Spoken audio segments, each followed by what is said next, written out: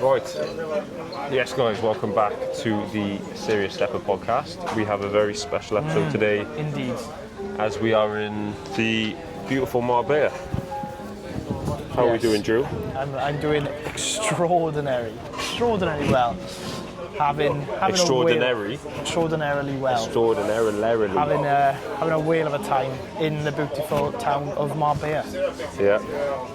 How many days post-prep are we? 4? Are we Sunday, Monday, Tuesday, Wednesday? 4 days. 4 days post-prep. Yeah, everything's going very, very swimmingly on my end. Yeah. Likewise, bro. Yeah. Likewise. Yeah. We're posted up in this little cafe at the moment, just off of Porto Banús. It's a little bit of a more cloudy day today, but the weather's been really nice. It's like low 20s, like 23, 24. It's a nice amount. It's a nice weather. It's the kind of heat where you're not sweating walking around. You don't really need to put sun cream on, and you're not going to burn because the UV's nice and low.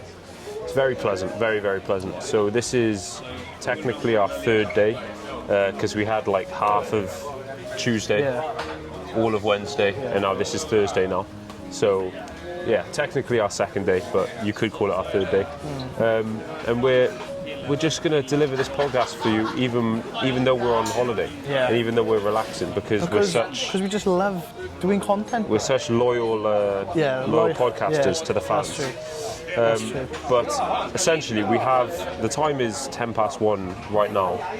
We have a massage booked in for 2 o'clock. So, podcast will be running on a slight schedule. Basically, it just means we're not going to chat shit for half an hour like we usually do. Yeah, there's going to be less waffle. We're going to dive into the questions that we got on the question box, go through them, and that will probably be it. The massage place is only a 2-minute walk away, but we want to make sure that we're there on time, because we need this massage. Yeah, very much so. Yeah, you might be able to tell by the mic, but, well, me especially, I'm very bunged up right now. Both got the post-prep, the infamous post-prep. Post-prep illness, that's it. Gracias. Thank you very much.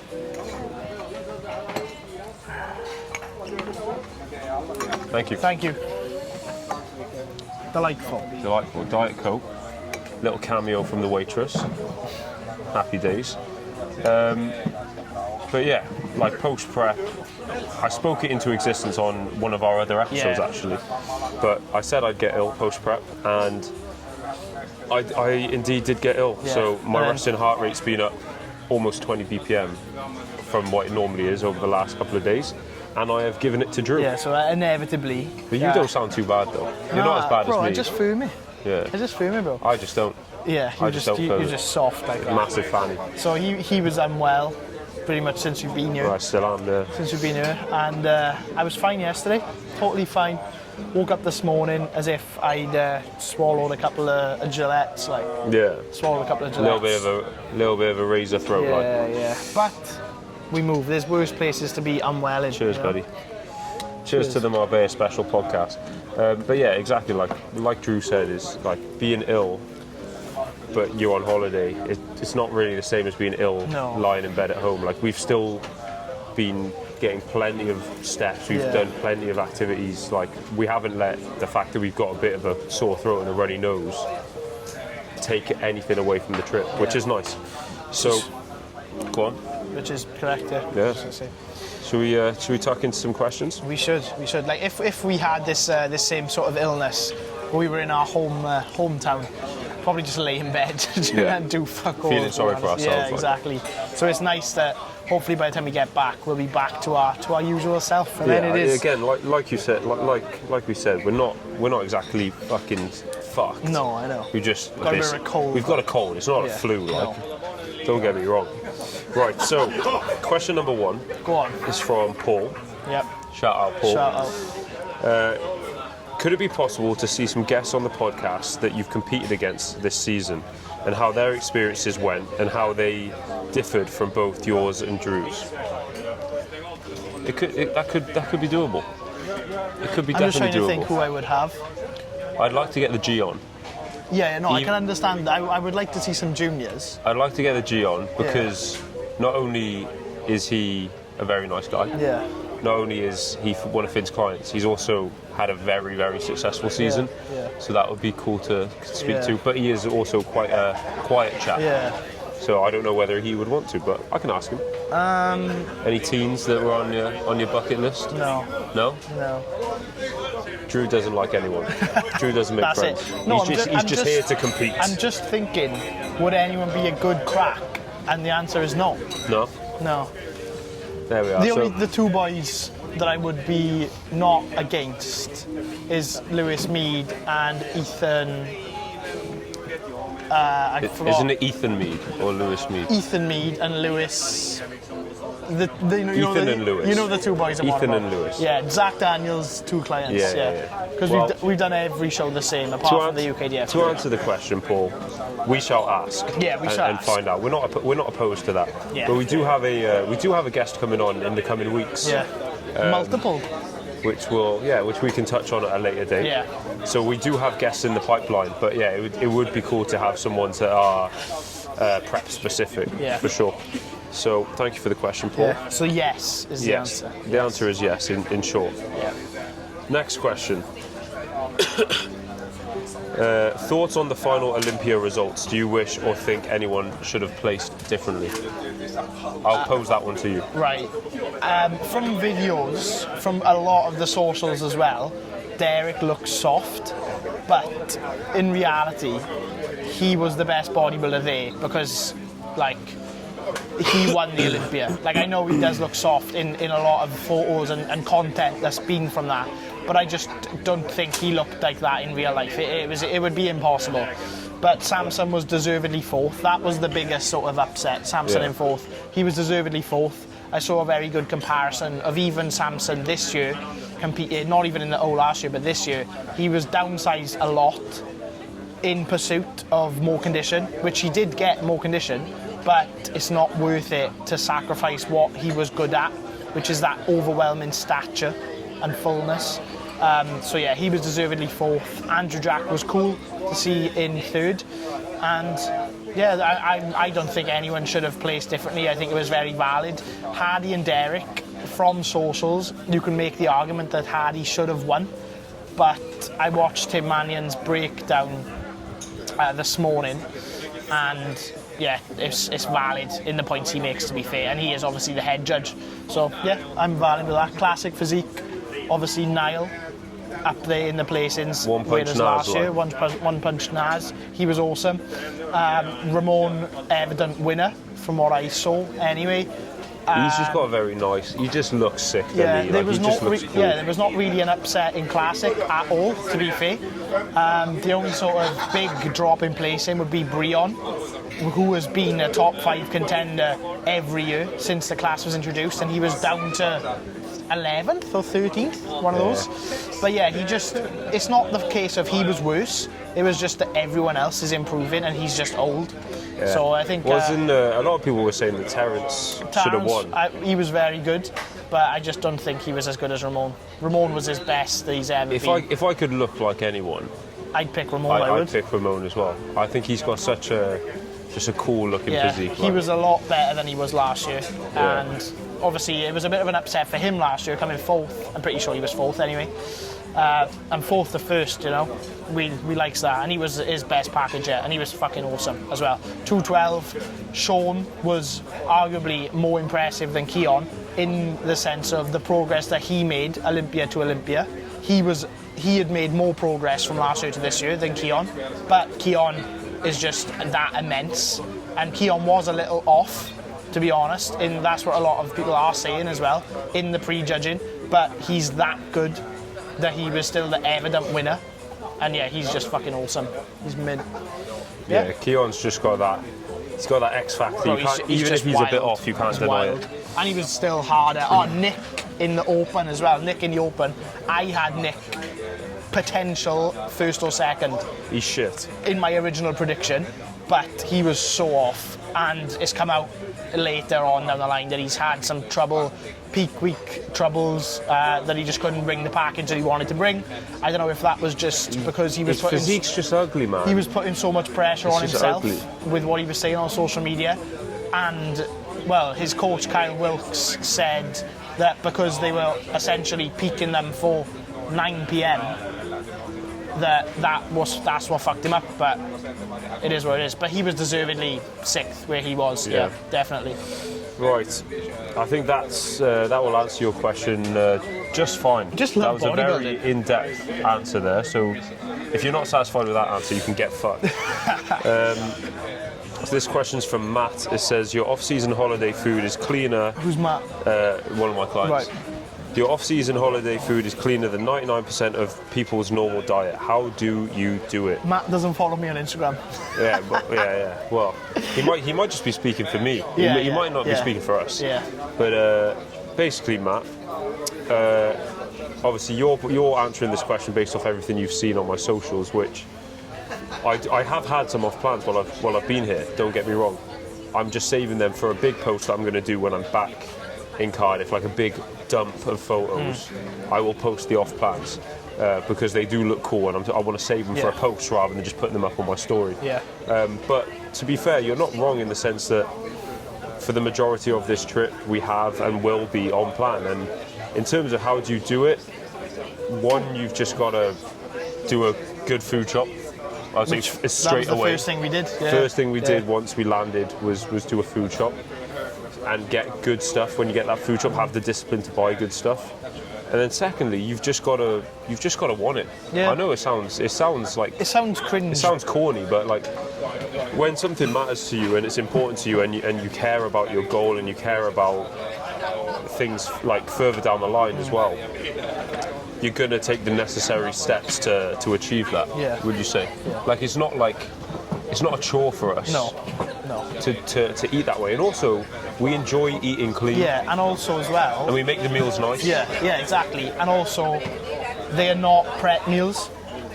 They are now our off-season, on-plan meals, which are nice, genuinely, like enjoyable meals to eat because they're bigger. They have a bit more carbs. It's not like, and also on top of that, we're still training. Yeah. And our pre and post-workout meals are always going to be a on-plan meal because we want to have good sessions, and you can't go and smash a big fucking 12-inch pizza then go and train legs like it is. And then the post-workout meal is just as important with a hefty protein serving, decent carb serving. We know we need to prioritise training, so we're never going to want to be off-plan around that window. Yeah. But like you said, we're still having... Yeah, off plans are still hard, but even so, when we do have those off plans, we account for them. Yeah, and we're not taking the absolute piss. Yeah, it's a case of like, if we know we've got a restaurant booked, we're gonna pull some food out of earlier meals, or maybe just do that essentially, or just make a smart decision with the meal. Like, for example, Matt's probably basing this off the meal I put on my story the other day, where we went out to a restaurant. I had a really nice fish with some vegetables. That is still a very nice meal that I thoroughly enjoyed because it's cooked by a chef. Yeah. Do you know what I mean? But it's still a cleaner option than getting a rack of sticky ribs with chips and then mayo and ketchup on top. Like, there's levels of being a twat. It's just having that awareness and just being sensible with the choices you make, alongside being very set on a goal. Yeah. When you combine those things together, we both know how important it is post-show. Like, we're still enjoying ourselves. Yeah. We're still having off plans. Yeah. But we're not absolutely being a twat and ruining post-show. When you combine those two things, it's not hard. Like, it's not a challenge as such. Yeah. Good question. Next question. This I've got two from Detlev. One is, how are you guys doing in Marbella, and how is the post-prep going? Post-prep's going good. I've been posting updates on my Instagram. I'm still pretty much stage condition, only up body weight a little bit, and we've still allowed ourselves to eat out. We're still training. Training's in a good spot. Mentally, we're both feeling sound. A lot of people get that post prep. I was just gonna say that post prep, they feel lost. Yeah, I was just gonna say that people, it's so common you see in the industry that people are like, oh, it's okay to be lost post prep, and you see people's heads just completely fall off. But that is only due to one thing, and that's lack of planning. Our off seasons are mapped out. already. We know exactly what we need to do and when we're going to do it and where we're taking things. So we've never had a minute where it's like we didn't know what was next. So we've always had something to treat as a prep. Like it's just maintaining routine, really, isn't it? Like the worst thing you can do post prep is stop waking up early, stop like weighing yourself, stop checking in with your coach, stop like prepping meals, stop like even just like your morning routine. If you stop all of that stuff and you don't have a plan, you're gonna go from the most structured, rigid, like meticulous lifestyle to none. Of course you're gonna lose your head because it's such a shift psychologically. So I would say that is that's why our post prep is going well, and that's why we're both in a good spot mentally. That's it. And how are we doing over here? We're doing great. We're loving life. Awesome. It's awesome. For those of you that don't know, I come to Marbella fairly often. This is Drew's first time. But I love it here. It's I knew Drew would love it here, and it's just the spot. It's just for what we do and what we enjoy doing. It's just you got the gyms, you got the good food. It's just everything you want. You got the vibes. It is the vibe that us as individuals enjoy. Like it's not that sort of Ibiza slamming, bumping into people. Drinks chucking, It's very relaxed. It's chill. It's very clean. Relaxed, low crime, clean place. It's just nice. Yes, sir. So mint, pretty much. Very good. Next question from Detlev. Favourite off-plan meals? Currently really hungry, so I'd love to fantasise about food. First of all, Detlev, mate, I know I'm pushing you pretty hard in this mini cut. What's his McKizzy's? He's on about 2.2 training day, 1.8 rest day. That's minor. Which is quite low. It's minor. But mate, I know I'm pushing you hard in this diet, but stay away from the food focus. Don't tap into it. We're ones to. Like obviously, we've all been there. We've all been food focused. But favourite off-plan meals? I think this is easy to answer for both of us. Should we say it on three? 3, 2, 1. Pizza. Pizza is the goat. Like pizza, and for me personally, ice cream is a close second. I like an ice cream. We do like an ice cream. You do like an ice cream. No, I do. I've become more of an ice cream man. But pizza is the go-to. I think we're both pizza lovers at heart. Like ice cream has become more of a thing. Like I was saying to you the other day, ice cream's become more of a thing that I've become of because of prep taste buds. I've always been a savoury man, and pizza's always been in my heart. So now that plus prep taste buds, I'm like, I fucking love pizza. So and it just goes to show that the first off-plan meal we had was pizza, and the other off-plan meal we've had in Marbella was pizza. So and it was good. It was good fucking pizza. Fucking good as well. Shout out Parlour 4 in Marbella. If you're ever in Marbella, go to Parlour 4. That's the favourite off-plan. But Detlev, mate, you've still got another like 5 weeks left of this mini cut, so keep your head on it. No, thank you, mate. No, thank you. So that was a lucky, by the way. Coming to approach. Can you say that? Are you allowed to say that? I'm pretty sure you can say that. Is that I think racist? that's his job title. Though. Is it? Yeah. On like LinkedIn. Yeah. If you type his name in on LinkedIn, it's occupation, lucky. Because it's like lucky here. Like it's not an actual it's not a racist thing. I don't know. Well, let's just move on from that.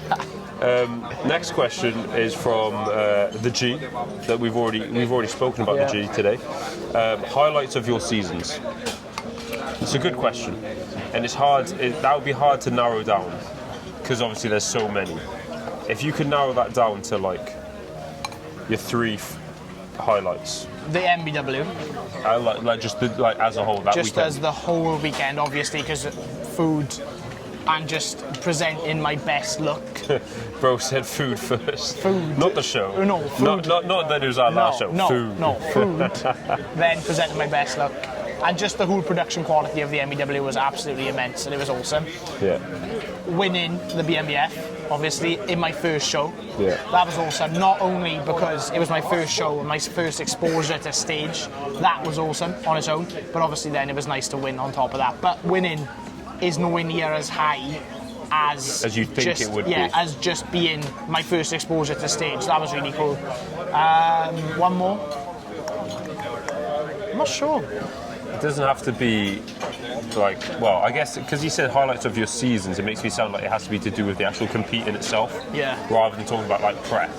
It has to be like the competitive side of things. I think those two stick out Yeah. as big ones. Like if I was to say another one, it wouldn't be as high as those two. Yeah. You know, so I'm going to leave it as those two. My highlights, again, similar to Drew, like the MBW was just an awesome weekend. Yeah. Like it was ran really well. The venue was mint.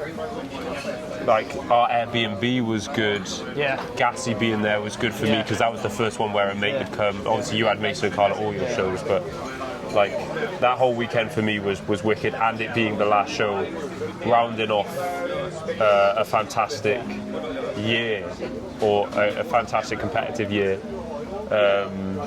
So yeah, the MBW show weekend is definitely a highlight.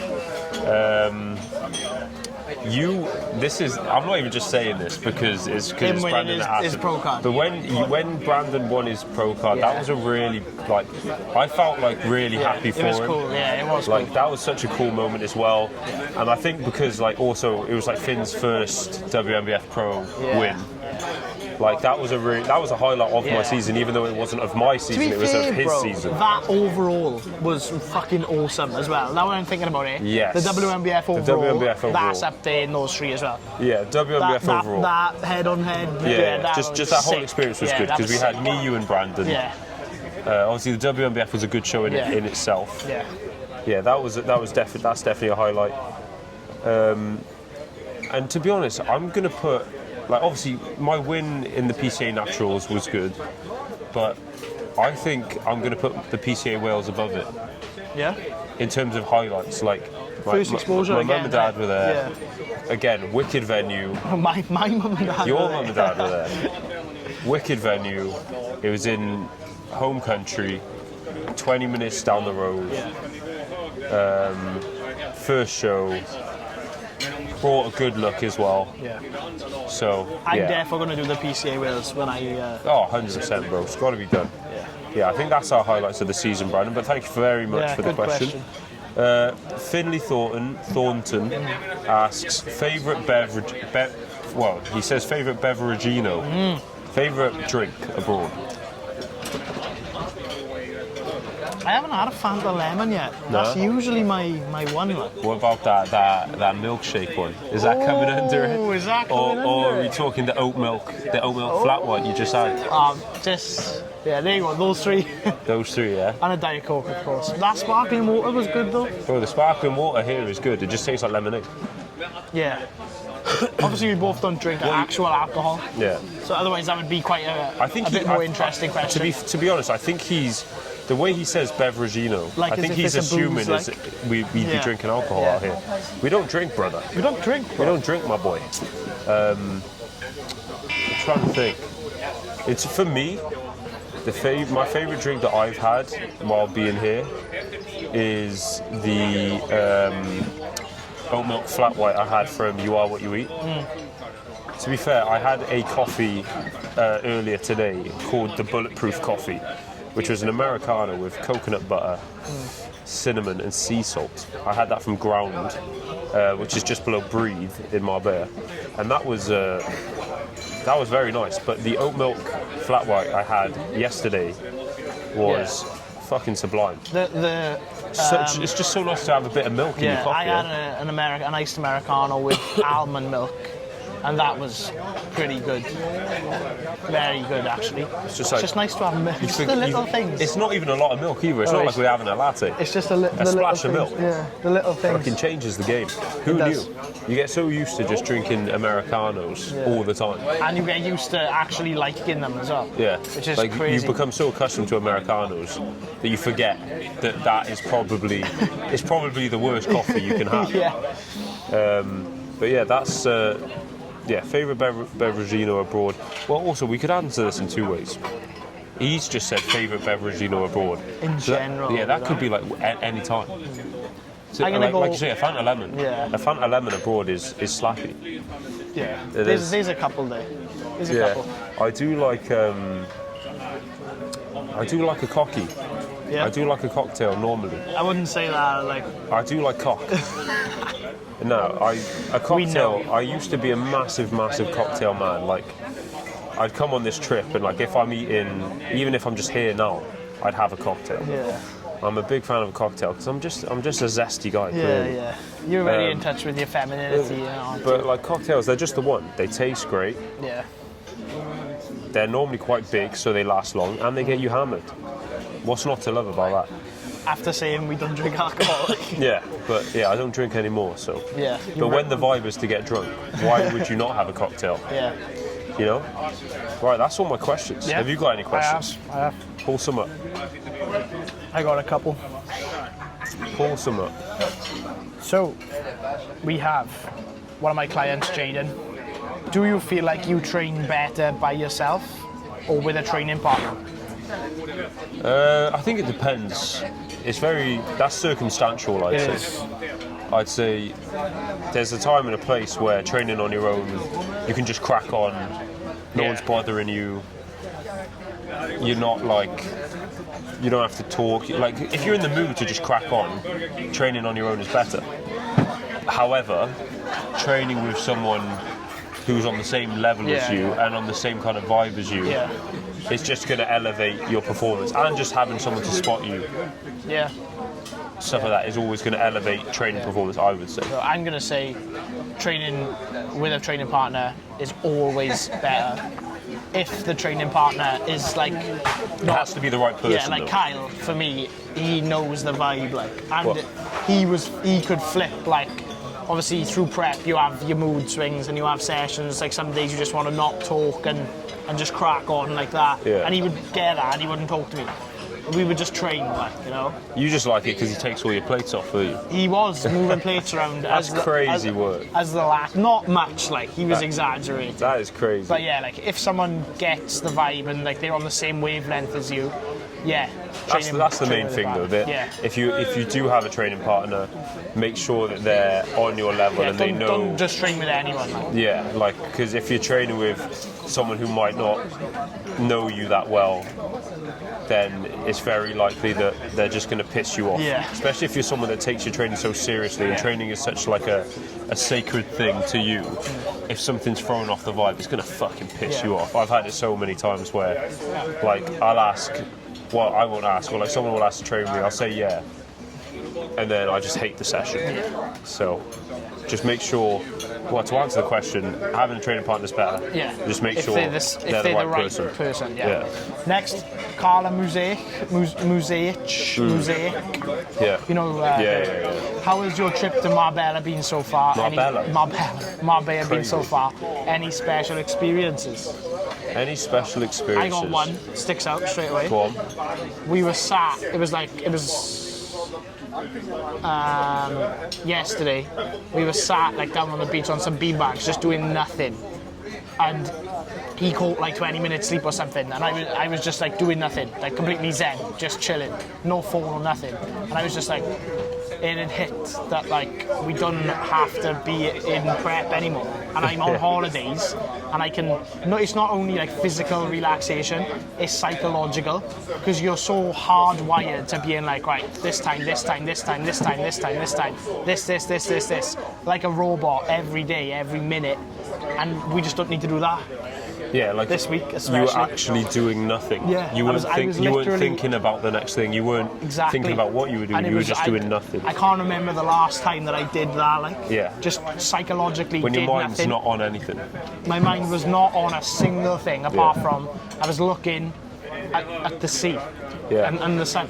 That was it. And the sun was out. Yeah. It was like 24 degrees. The sea is just crashing gently. You know, we're in Marbella.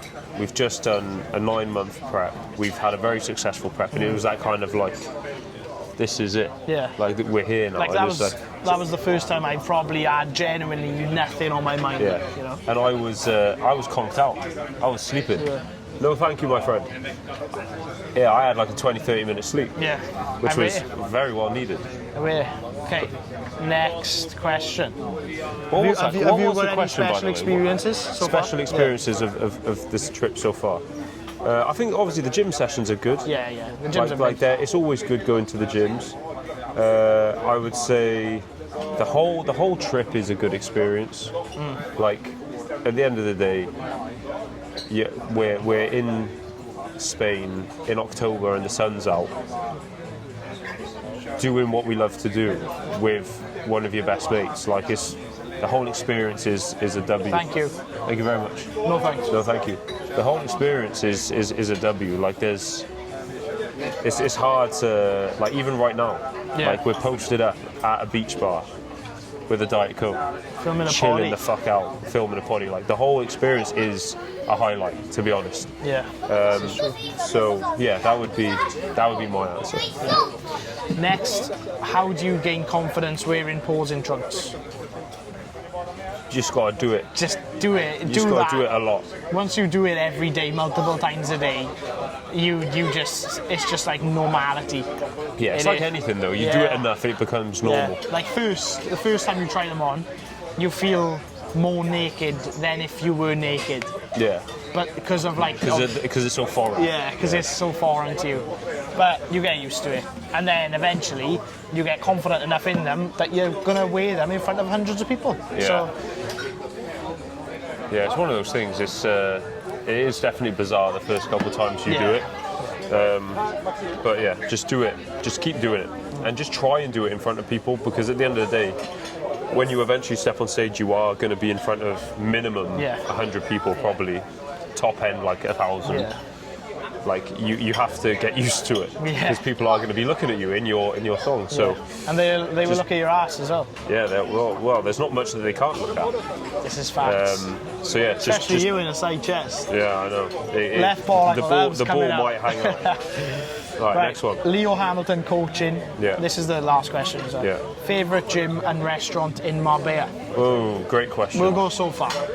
Obviously. Well, I can answer that in a bit more depth, I'll because go I've so been far. here multiple times, but go for it. So far, I won't answer favourite restaurant because you've only been to one real restaurant. I'll just say favourite food that I've had. Yeah. That pizza that we had from Parlour Fort. Yeah. Unbelievable. They do. So it wasn't a whole pizza? No, it was like big slices, like one of them ones. And we had 3 different slices of different flavours. And yeah, it was serious. Yeah. And favourite gym, we trained pull in Oxygen? No, M13.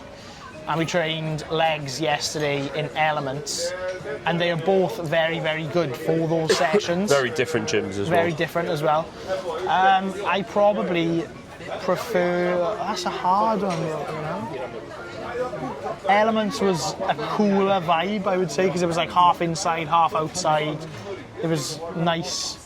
But M13 is cool because it's like, it's just Orion's gym, innit? M13's a bit more of a bodybuilder gym, I would say. Like M13's kind of like, it's a little bit darker. I wouldn't say dingy, but it's a little bit darker. It's got this like dark red ambiance, and it is a little bit more bodybuildery. Like on the screens in the gym, they have Ronnie Coleman, Buddy Rowan, and obviously it's Dorian's gym, so you know it's just going to have that vibe. My favourite gym in Marbella is M13, just because if I was to pick a gym I had to have a membership at and had to do all my sessions at, it would be M13.